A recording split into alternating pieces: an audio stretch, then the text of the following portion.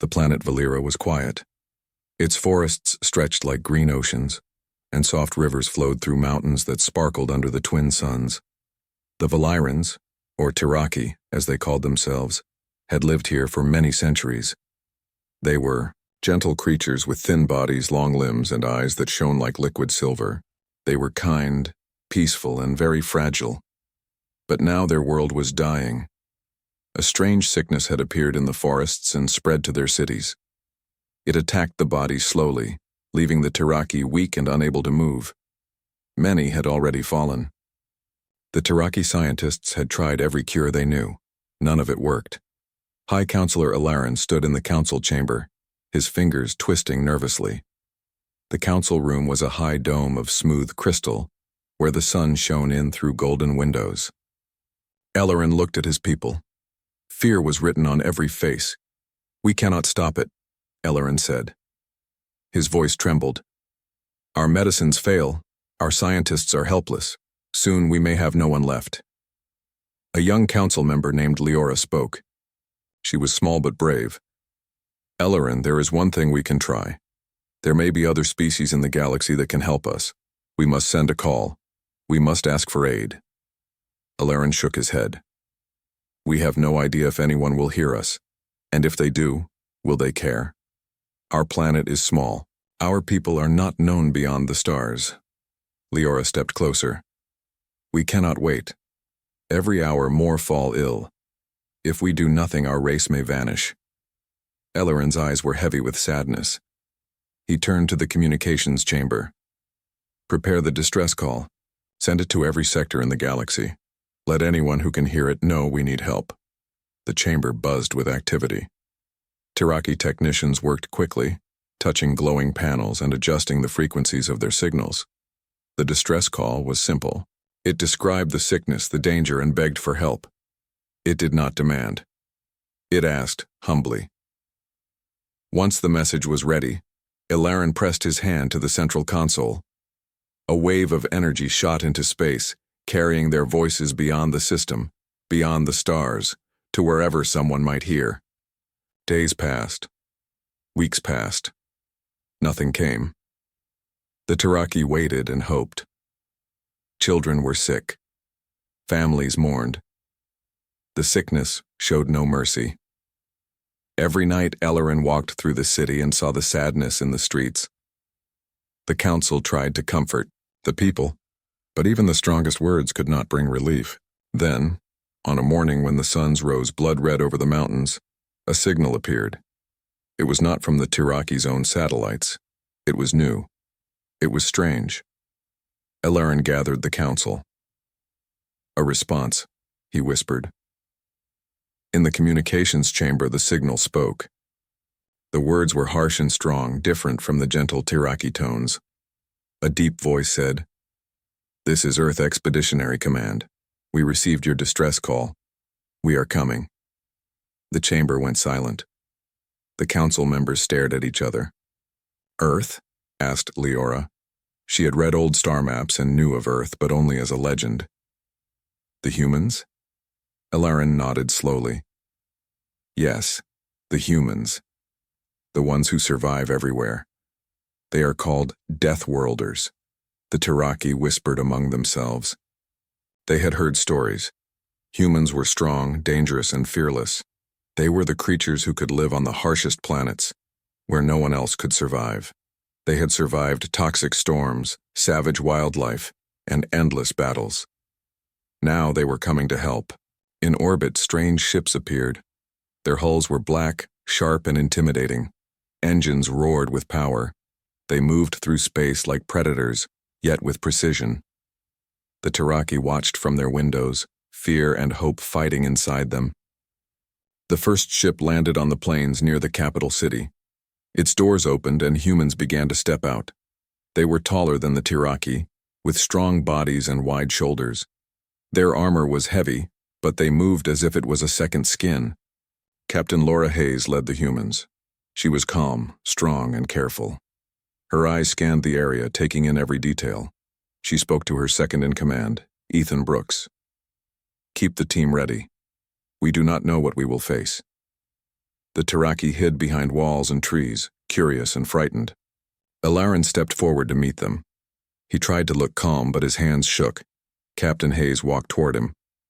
"High Counselor Alarin?" she asked. Her voice was firm but not cruel. Alarin nodded. "Yes, you are the ones who answered our call?" "Yes," Laura said. "We received your signal. We are here to help." The Tiraki gasped. No one had ever come to help them before. Not the neighboring planets, not the distant councils. Only humans had come. Medic Dr. Megan Carter stepped from behind the captain. She carried small devices and medical packs. "We are ready to treat the sick," she said. Her eyes scanned the city. She was surprised at how fragile the Tiraki appeared. Their skin was thin, their bones delicate, and their movements careful. She made a note to adjust human medical tools to fit their bodies. The first Tiraki child approached the humans cautiously. He had silver eyes wide with fear. Laura knelt slowly, holding her armored hand open. The boy reached out and touched it. He felt warmth, not danger. Alarin breathed a sigh of relief. Perhaps, he thought, these humans would be the ones to save his people. The humans quickly set up a field hospital. They moved with efficiency. Ethan and a few engineers built simple shelters. Megan and her medics started examining patients, running scans, and preparing medicines. The Tiraki watched in awe. Their own healers had never moved so quickly, never worked with such certainty. As the humans worked, the Tiraki began to see the truth. These were not monsters. They were survivors. They were powerful, yes, but they were careful and kind. They would fight to save life, not destroy it. But even as hope returned, sensors in the human ships picked up movement in the sky. Other ships were entering the system. These were not the humans' fleet. They were unknown and they moved with intent. Laura frowned. "Stay alert," she told her crew. "We may have company," the Tiraki whispered among themselves, fear returning. "Who are they?" asked Leora. "Are they friends like the humans?" Alarin shook his head. "We do not know, but we must hope the Deathworlders are enough to protect us." That night, under the twin moons, humans and Tiraki worked side by side. Humans carried the sick, administered medicine, and taught the Tiraki to make better tools for treatment. The Tiraki children followed, learning courage by watching the humans. For the first time in weeks, there was hope. The sickness had not been defeated yet, but there were hands willing to fight. The Tiraki could finally believe that their call across the stars had been answered. And somewhere in space, the humans looked at the distant planet and whispered among themselves, "This will be difficult, but nothing stops a Deathworlder from helping those in need." The night was quiet, but the stars above Valira shone brighter than ever. For the Tiraki, it was a promise. Help had arrived, and they would survive. The next morning, the suns rose slowly over Valira. Their light fell on the human camp and the Tiraki city below. Smoke from cooking fires mingled with the fresh air of the plains. The Tiraki had not seen such sights before.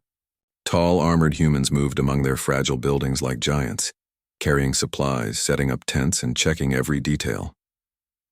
High Counselor Alarin walked with Leora toward the humans' landing site. Their silver eyes were wide with curiosity. They had expected help, yes, but these creatures were unlike anything they had imagined. Strong, broad, and fearless, the humans carried themselves with a confidence born from surviving worlds far harsher than Valira. Captain Laura Hayes waited for them. She smiled slightly and extended a hand. "Counselor Alarin, I am Captain Laura Hayes. We are here to help." Alarin hesitated, then shook her hand carefully. "Thank you for coming. We did not know if anyone would answer. We feared our race might end." Laura nodded. "We heard your call. That is enough to bring us." She gestured to her crew. "This is Lieutenant Ethan Brooks and Dr. Megan Carter. They will help with medicine and technology. The others are here to assist however they can." The Tiraki studied the humans closely. Their gestures were different. Their voices were louder. Their skin was thicker. But even with the differences, there was something gentle in the way they moved. Something careful. Dr. Megan Carter stepped forward. She carried a small device that glowed softly. "We want to help your sick first," she said. "If you show us where the patients are, we can begin treatment immediately." Alarin led her and the medical team to a large building in the city. Inside, Tiraki lay on mats, weak and trembling. Some could barely move. Their breaths were shallow. Some had sores that would not heal. Others had high fevers that caused their heads to spin. Megan knelt beside the first patient, a young Tiraki boy named Tiri. His silver eyes looked at her with fear. "It will be okay," she whispered, placing her hand gently on his shoulder. She scanned him with her device. Numbers appeared in a soft light. "The sickness is strong, but we can fight it. You will get better." Ellerin watched closely. "Your tools? They are unlike anything we know." Megan smiled. "We have had to survive on many worlds. We learned to treat all kinds of life. You are fragile, yes, but that makes our work easier in some ways. We must be careful, but we can save you." Outside, the humans worked quickly. They set up portable shelters for treatment, laid out supplies, and built simple medical machines from their own equipment. Tiraki volunteers helped where they could, carrying supplies and observing every move. The first patients were treated successfully. Slowly, their breathing improved and their color returned. Families wept with joy. Children who had been too weak to stand took small steps with the help of the humans. One young Tiraki girl, Nira, approached Megan. "Can I help?" she asked softly. Megan smiled and nodded. "Yes, you can. You can hand me supplies and help the others get comfortable." Nira's silver eyes shone with pride. She worked alongside the humans, learning quickly. She saw their determination, their energy, and their bravery. The Tiraki had always believed their own strength was enough, but these humans had a power they could not match, a refusal to give up, even when danger was everywhere. While the medical teams worked, Captain Laura and Ethan began to assess the city and the surrounding area. They wanted to know if the sickness had affected the water, the air, or the food supply. Laura asked the council for maps of the rivers and the forests. Ethan studied them carefully. "The sickness is mostly in the cities and towns," he said. "It may have spread through air or water, but it is not in the forest yet." "That gives us time," Alarin nodded. "We feared it was everywhere. This news brings hope." Meanwhile, the Tiraki children who had been too scared to leave their homes began to watch from windows and doorways. They whispered to each other, pointing at the humans. "Are they dangerous?" one asked. "They are big," another said, "but they are helping our people. Maybe they are kind like our legends say." Indeed, the Tiraki had heard stories about humans. In their history, humans were known as survivors. They were called Deathworlders because they could live and thrive in worlds that would kill most other species. Storms, predators, poisonous plants, and harsh climates, humans could survive them all. And now, they had come to Valira to save lives. That evening, after the first group of patients had been stabilized, Captain Laura called a meeting with Alarin and the council. She wanted to explain their plan. "We will stay here as long as needed," she said. "We can build a larger medical facility. We can teach your healers new methods. But we must act quickly. The sickness will not wait, and neither can we." Alarin bowed his head. "We are grateful. Your presence alone gives hope to our people." Leora spoke up. "How did you survive?" "Your world, it is dangerous, yes? How did your species grow strong enough to help others?" Laura smiled faintly. "We learned to survive. That is what humans do. Our world was not kind. It forced us to be clever, to be strong, and to help each other. That is why we are here. We can help your people because we refuse to fail." The council listened in silence. They realized that strength was not just in muscles or numbers. It was in willpower, in courage, in the determination to protect life. Humans were strong because they would not give up. As the days passed, the Tiraki began to trust the humans. The children played near the medical tents, laughing as they handed supplies to medics.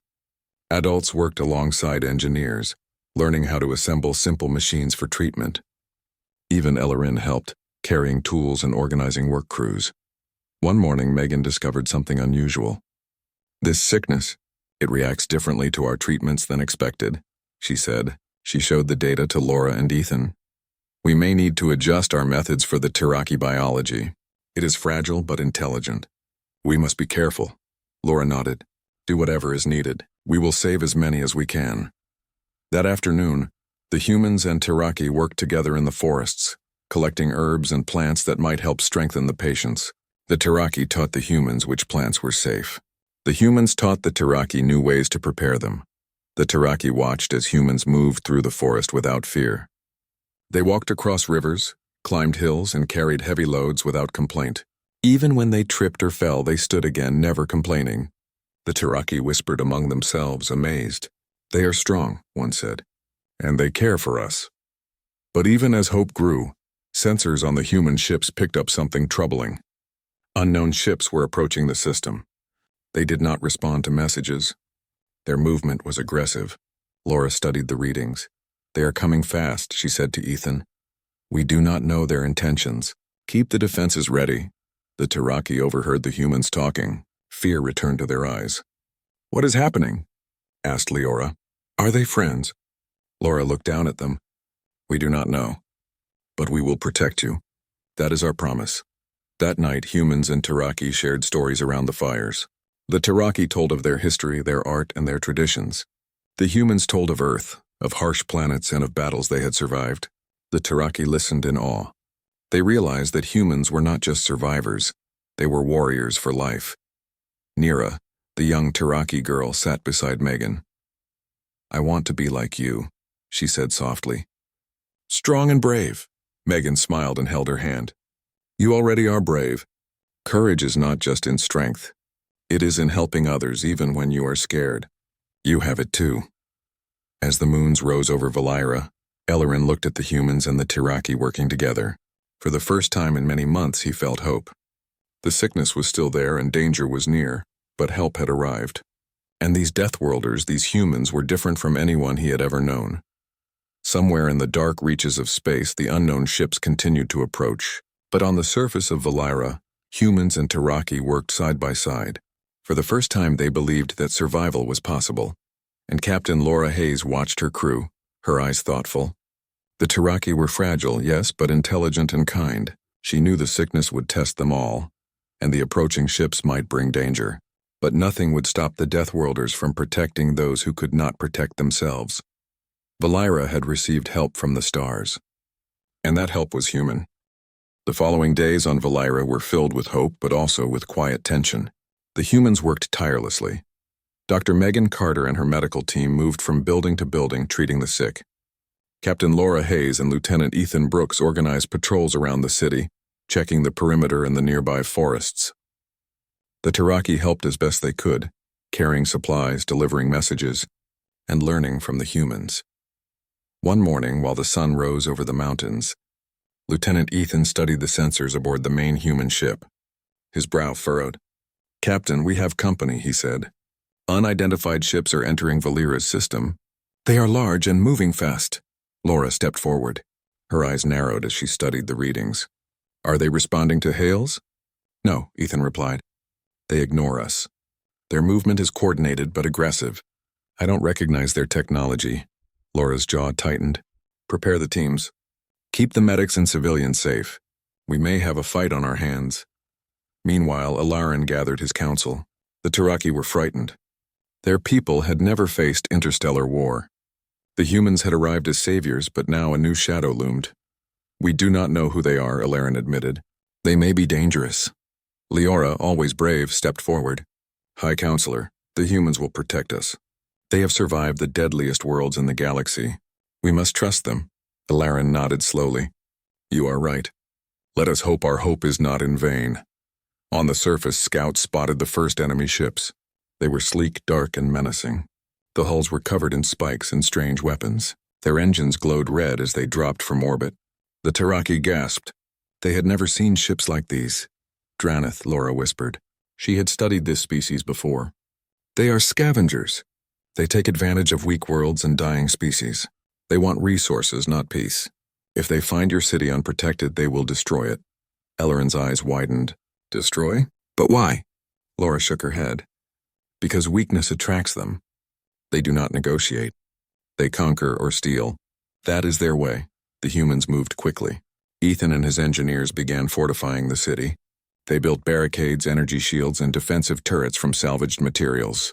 Laura trained the Tiraki in simple defensive tactics, showing them how to move safely, where to hide, and how to help the injured. Nira and other young Tiraki watched closely, learning from the humans. They carried small supplies to the medics and ran messages between the humans and their own council. Even though they were frightened, they wanted to help. Dr. Megan continued her work with the patients, but now she also prepared for possible injuries from the approaching threat. "We must treat the sick and the wounded at the same time," she told her team. "Make extra space. Stock extra supplies." The first wave of Drannith fighters descended from orbit. Red lights glowed on their ships and strange weapons fired at the outskirts of the city. Trees and small buildings exploded in fire. The Tiraki screamed and ran for cover. Laura and Ethan stood firm. "Hold the line," Laura shouted. "Protect the civilians. We do not let them take anything from this world." The humans fired back with precision. Energy beams shot from their weapons, striking the Drannith ships. Explosions lit up the sky. Even though the humans were outnumbered, they moved with speed and skill. Every move was calculated. Every strike was accurate. The Tiraki watched from behind walls and rocks. Fear mixed with awe. They had seen the humans as healers, but now they saw them as warriors. They realized the stories were true. Deathworlders were not only survivors, they were unstoppable when protecting others. In the middle of the battle, Ethan noticed something alarming. "Captain, they are trying to flank us. If they break through here, the city is lost." Laura nodded. "I see it. Reinforce the barricades. Dr. Megan, get the patients to safety." "Everyone else, follow me!" The humans moved through the chaos with courage. They lifted debris, carried injured Tiraki, and fired at the enemy at the same time. Even when a Drannith fighter exploded nearby, the humans did not falter. A small group of Tiraki joined the humans. Nira handed out supplies, staying close to Megan. "I want to help," she said firmly. Megan looked at her and smiled. "You are helping. You are brave, Nira, remember that." The battle raged for hours. Trees burned, the ground shook, and the air was filled with smoke and heat. But the humans adapted quickly. They built traps from fallen debris, launched small drones to intercept the enemy, and used energy shields to protect the city. The Tiraki began to understand the humans' power. They were not invincible, but they were determined. They never gave up. Even when exhausted, they continued fighting. They were fearless in protecting the weak, and they did it without complaint. During a brief pause in the fighting, Laura called out to Alarin. "Counselor, get your people inside and safe. We will handle the rest. Do not risk anyone else." Alarin nodded. "We trust you, humans. Please save our people." The Drannith tried again, sending a larger fleet down. This time their ships were faster and stronger. But the humans had learned from the first wave. They anticipated attacks, using traps and countermeasures to protect the city. Megan worked tirelessly, moving between the sick and the wounded. Nira stayed close, handing her supplies and helping those too weak to move. The Tiraki began to see that courage was not just in weapons or strength, it was in action. It was in helping others, even when afraid. The humans' tactics were precise. Captain Laura coordinated her team, sending squads to intercept enemy ships, protect the medics, and evacuate civilians. Ethan repaired defenses on the fly, building barriers and turrets from fallen metal and debris. Every human worked as a team. Every human worked for life. As the battle continued, the Drannith began to retreat. Their ships were damaged. Their attacks were less coordinated. The humans had held the line. The Tiraki cheered quietly from their hiding places. They could not fully understand the tactics, but they understood the result. They were alive because of the humans. After the Drannith ships retreated to orbit, Laura called her team together. "Check for survivors. Treat the injured. We have won this round, but there may be more coming. Stay alert." The Tiraki approached slowly. Alarin bowed deeply. "Captain Laura, Lieutenant Ethan, you have saved our people. We do not know how to thank you." Laura shook her head. "No thanks needed. We protect life. That is all." Leora stepped forward. "Your strength is more than muscle. It is courage, determination, and heart. You are truly Deathworlders." Nira ran to Megan and hugged her. "I am not afraid anymore," she said. "I want to learn to be strong like you." Megan smiled and ruffled her hair. "You already are strong, Nira. Courage is in your heart. That is what matters most." That night, the city of Valera was quiet again. Fires burned low and the humans patrolled carefully. The Tiraki worked to repair minor damage, but the humans had done most of the heavy work. Alarin walked among the people, watching the humans move through the streets, helping, checking, and protecting. He realized that their presence had changed the Tiraki. They had seen true courage and learned that hope could survive even in darkness. Captain Laura stood on a small hill overlooking the city. She knew the battle was not over. More threats could come, but she also knew one thing clearly. As long as humans were here, they would not fail. They would fight for life, no matter the cost. The Tiraki slept that night under a blanket of stars, dreaming of hope and safety.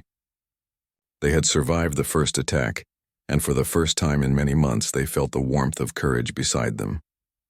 The humans, the Deathworlders, had shown them a new way to survive, and somewhere far in the dark of space the Drannith regrouped, preparing for the next wave.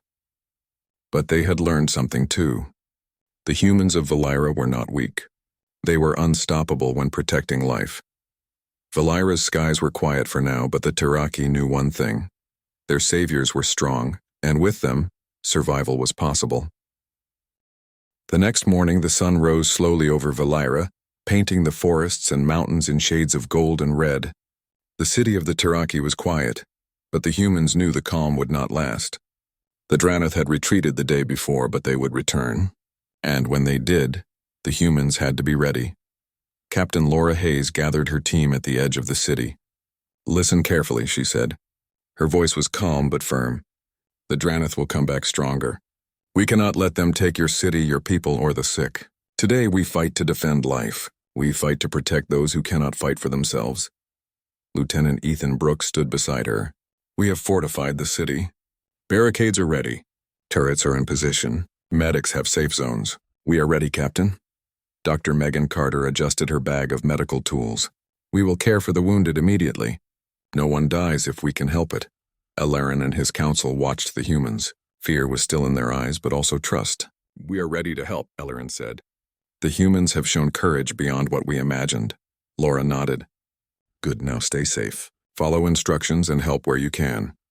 The Tiraki children, led by Nira, carried supplies to the medics. They had learned courage by watching the humans. They had seen fear but had not turned away. Now they wanted to help, even in small ways.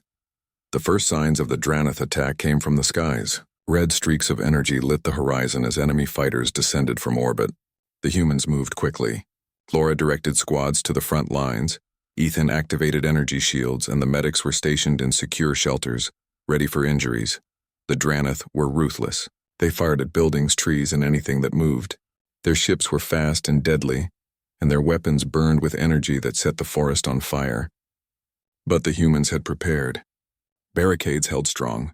Turrets fired with precision, hitting enemy ships and forcing them to retreat or crash. Captain Laura moved through the battlefield, checking every squad. "Hold your positions," she shouted. "Do not let them break through. Protect the civilians and the sick." Ethan Brooks ran from one turret to another, repairing damage and recalibrating shields. "Keep firing," he yelled.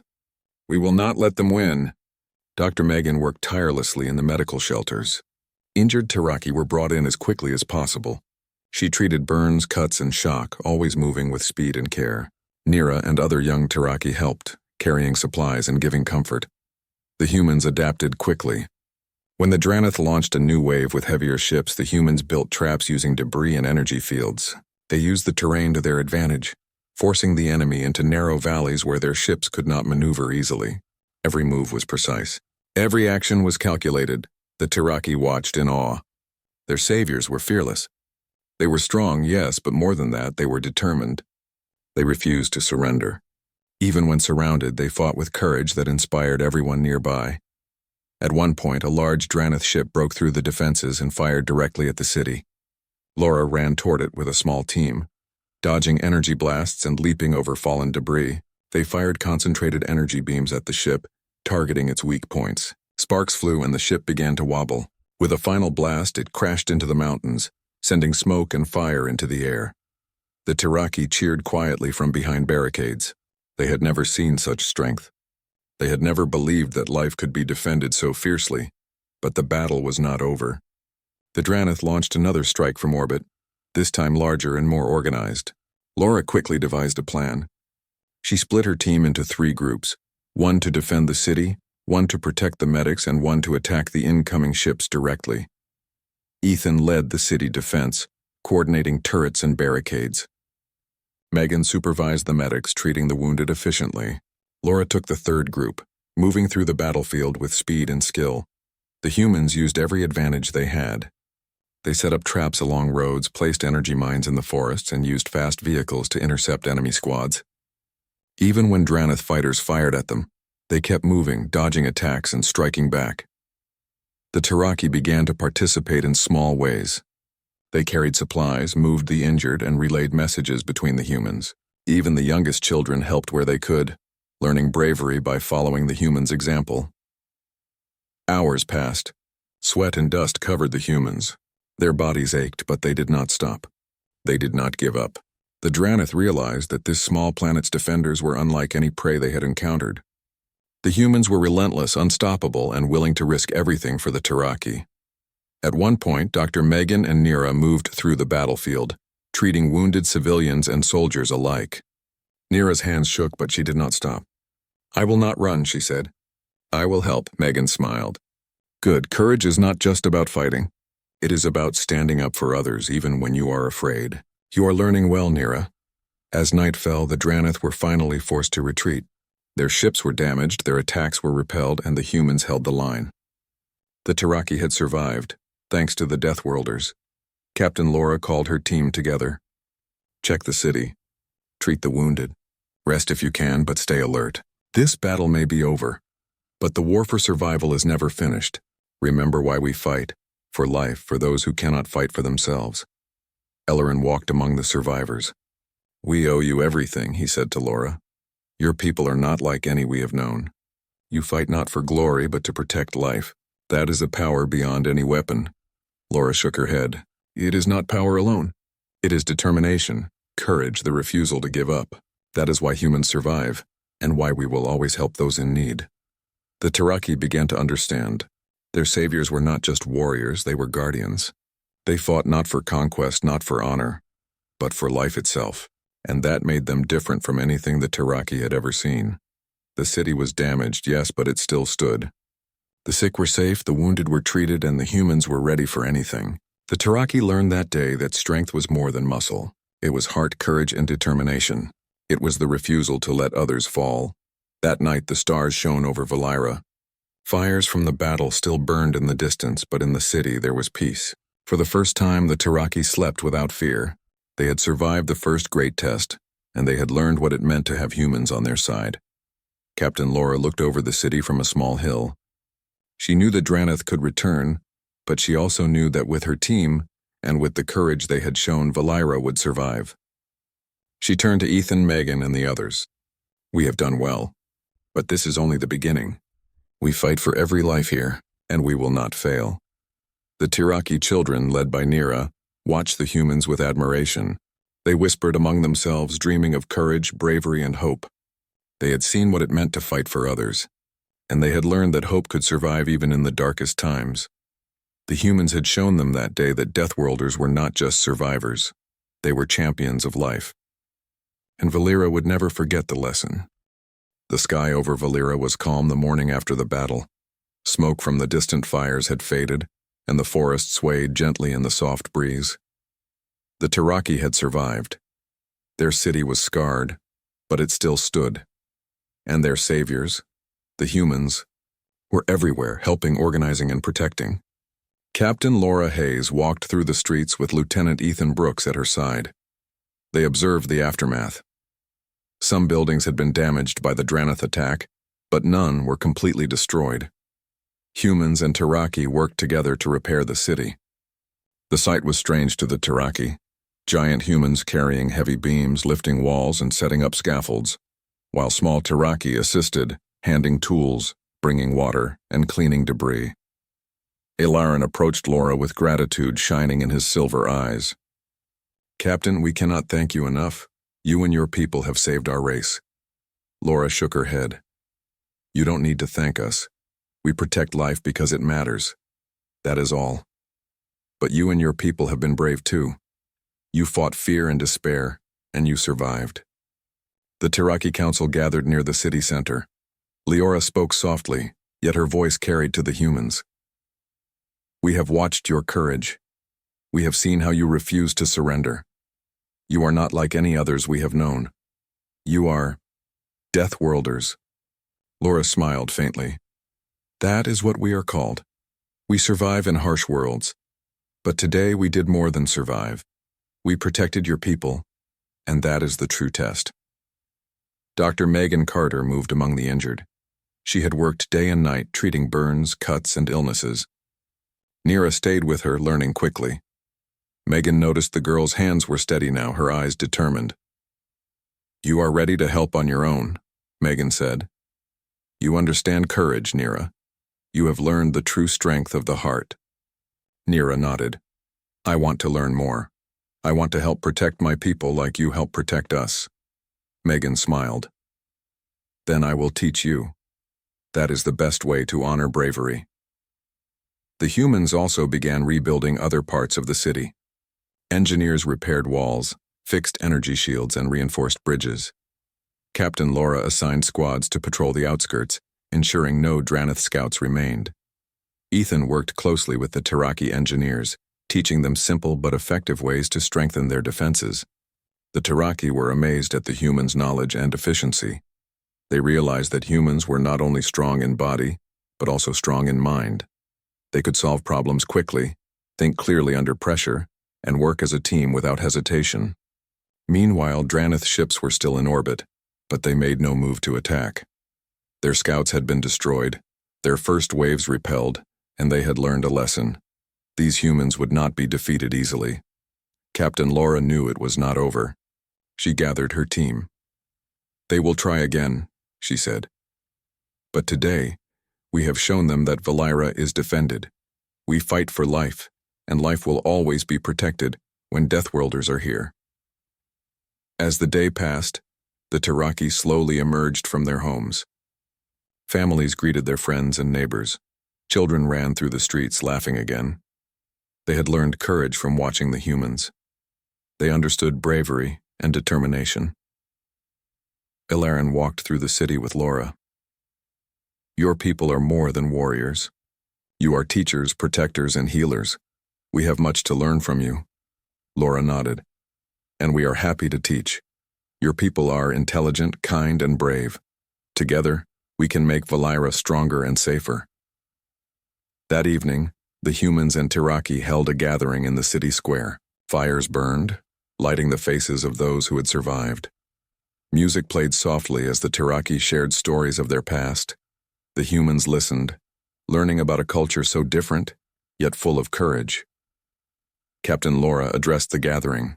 We came because we heard a call for help. You did not ask for warriors, but we came anyway. You called for aid, and we answered. Today, you have survived, not just because of strength, but because we stood together. That is what life is about. Helping each other, protecting those in need, and refusing to give up. The Tiraki listened in silence. Their hearts were full of gratitude. They had never imagined that creatures from the stars could care so deeply about another race.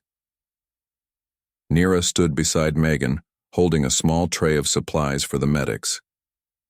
I want to be like them, she whispered. Strong, brave, and caring. Megan smiled. You already are. Today you learned that courage is not in size or strength. It is in action. It is in standing up for others even when you are afraid. You are a true Deathworlder in spirit. The next few days were spent repairing and strengthening Valira. Humans trained Tiraki in defensive strategies. They showed them how to build barriers, use tools effectively, and act as a team. The Tiraki learned quickly, their minds sharp, and their determination strong. Captain Laura and Ilaren discussed long-term plans. We can help you prepare for future threats, Laura said. Your people are intelligent. You can learn to defend your planet while we are here to guide you. Ilaren nodded. It is more than we could have hoped. You have given us life, hope, and knowledge. Valira will never forget this day. One afternoon, Dr. Megan and Nira walked through the forest, collecting plants that could be used in medicine. I never thought I would learn so much, Nira said. You teach us not just to heal, but to survive. Megan smiled. That is the way of the Deathworlders. We survive, and we help others survive too. Your people will be ready for anything. As weeks passed, the Tiraki began rebuilding fully. Schools opened, workshops buzzed with activity, and the city regained life. The humans had shown them that survival was not just about avoiding danger, it was about courage, teamwork, and protecting each other. The Draneth never returned in force. The few scouts that came near were quickly repelled by humans and Tiraki working together.